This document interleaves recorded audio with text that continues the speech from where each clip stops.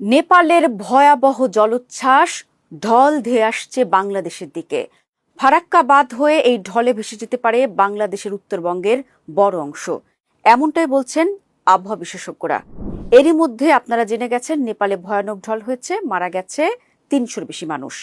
প্রায় ৭৭ ফুট উঁচু জলের ধারায় ভেসে গেছে মানুষের বাড়িঘর, রাস্তাঘাট।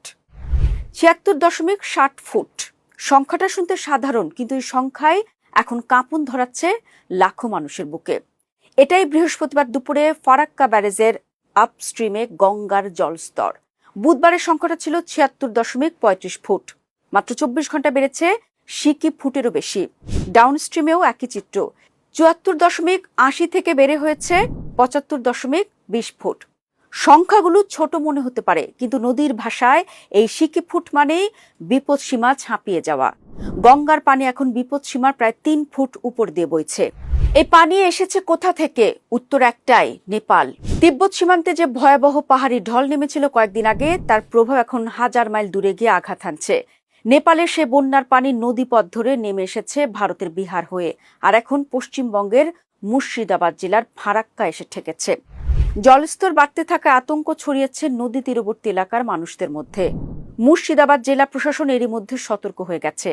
ফারাক্কা, শামশেরগঞ্জ, ধুলিয়ানের মতো নিচু এলাকাগুলোয় চলছে নিবিড় নজরদারি। মাইকিং করে মানুষকে সরে যেতে বলা হচ্ছে নিরাপদ আশ্রয়ে। জেলেদের নদীতে নামতে নিষেধ করা হয়েছে। বিপর্যয় মোকাবেলা দফতরকে রাখা হয়েছে প্রস্তুত। আর যদি এই গতিতে পানি বাড়তে থাকে, পরবর্তী ২৪ ঘন্টায় পরিস্থিতি আরও ভয়াবহ হতে পারে বলে আশঙ্কা প্রকাশ করেছেন খোদ স্থানীয় প্রশাসনী। এখন প্রশ্নটা হলো, ফারাক্কার পর এই পানি যাবে কোথায়? উত্তরটা প্রতিটা মানচিত্রে স্পষ্ট। ফারাক্কা বাঁধ পার হয়ে গঙ্গারে বাড়তি স্রোত সোজা ঢুকবে বাংলাদেশে।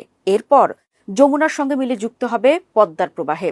মানে সহজ কথায়, আজ যে পানি মুর্শিদাবাদের মানুষকে ঘরছাড়া করছে, আগামী কয়েকদিনে সে একই পানি ধাক্কা দিতে পারে রাজশাহী, পাবনা, কুষ্টিয়া কিংবা মানিকগঞ্জের চরাঞ্চলের দরজায়। আবহাওয়া জলবায়ু গবেষকরা এরই মধ্যে এই সতর্কবার্তা দিয়েছেন। ২৭ আগস্ট সামাজিক যোগাযোগ মাধ্যম ফেসবুকের ভেরিফাইড আইডিতে একটি পোস্টের মাধ্যমে বিষয়টি জানিয়েছেন আবহাওয়া জলবায়ু বিষয়ক গবেষক মোস্তফা কামাল পলাশ।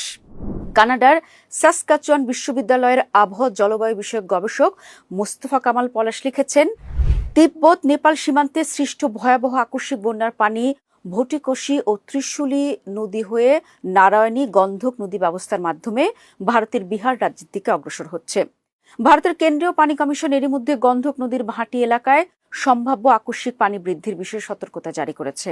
বিহার রাজ্য সরকারও বাল্মীকিনগরের গন্ধক বাঁধের ৩৬টি মানে সব কয়টি গেট খুলে দিয়ে পরিস্থিতি পর্যবেক্ষণ করছে। এই গবেষকের পর্যবেক্ষণ বলছে, বিহারের বাল্মীকিনগর বাঁধের সব কটি গেট খুলে দেওয়া হয়েছিল ঠিক এ কারণে, যাতে পানি সামলানো যায়। কিন্তু নদী তো একমুখী পথ। বাঁধ থেকে ছাড়া পানি শেষমেশ গিয়ে মেশে গঙ্গায়, আর গঙ্গা তার নিজের পথ ধরে এগোয় পূর্ব দিকে ফারাক্কার দিকে। আজকের এই জলস্তর বৃদ্ধি সেই পূর্বাভাসেরই বাস্তব প্রতিফলন। তবে নেপাল সৃষ্ট নির্দিষ্ট পাহাড়ি ঢলের পানি ঠিক কখন বাংলাদেশে পৌঁছবে তা বর্তমান পর্যবেক্ষণ দিয়ে নির্ভরযোগ্যভাবে নির্ধারণ করা যাচ্ছে না। নদীপথে অগ্রসর হওয়ার সময় পাহাড়ি বন্যার শক্তি উল্লেখযোগ্যভাবে ক্ষয় হতে থাকে বা দুর্বল হওয়ার সম্ভাবনা রয়েছে। ভারতের কেন্দ্রীয় পানি কমিশন পাহাড়ি ঢলের পানি ভাটি এলাকায় পৌঁছানোর সময় শক্তি ক্ষয়ের কথা জানিয়েছে। প্রাকৃতিকভাবে নদীপথে যেতে যেতে পানির শক্তি কমতে পারে অনেকটাই, কিন্তু ফারাক্কায় আজকের এই পরিসংখ্যান বলছে শক্তি এখনো যথেষ্ট আছে মানুষকে ঘরছাড়া করার মতো। এই মুহূর্তে দুই বাংলার মানুষের যন্ত্রণা একই সুতোয় গাঁথা। এক নদী, এক বিপদ, দুই দেশ। মুর্শিদাবাদের বাসিন্দারা যখন মাইকিং শুনে ঘর ছাড়ছেন, ঠিক তখনই সীমান্তের উপরে বাংলাদেশের গঙ্গা পদ্মা তীরবর্তী মানুষদের মনেও একই প্রশ্ন, এবার কি আমাদের পালা? নদী কোনো সীমান্ত মানে না, ভিসা লাগে না তার। আজ যেই পানি মুর্শিদাবাদে বিপদসীমা ছুঁয়েছে, সেই পানি কাল বাংলাদেশের কোনো চরের ঘরের দাওয়ায় গিয়ে থামতে পারে। বিপদ যেন কোনো একক জাতি বা সীমান্তের গণ্ডিতে আটকে নেই। এটা এখন একটি আঞ্চলিক সংকট। এখন সবচেয়ে জরুরি বিষয় হলো নদীর পানির উচ্চতার দিকে সতর্ক নজর রাখা। বাংলাদেশের পানি উন্নয়ন বোর্ড, স্থানীয় প্রশাসন আর সবচেয়ে বেশি প্রয়োজন গঙ্গা পদ্মা তীরবর্তী সাধারণ মানুষের সচেতনতা। আতঙ্কিত হওয়ার সময় এখনো আসেনি, কিন্তু উদাসীন থাকারও সময় নেই। ফারাক্কার এই সিকি ফুট পানি বৃদ্ধি আসলে একটা সতর্ক ঘণ্টা।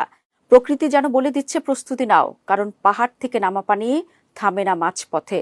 সে এগিয়ে যায় একের পর এক সীমানা পেরিয়ে, আর যে পথে সে যায় সেই পথের মানুষদের জন্য প্রতিটা বাড়তি ইঞ্চি পানি একটা নতুন প্রশ্ন হয়ে দাঁড়ায়।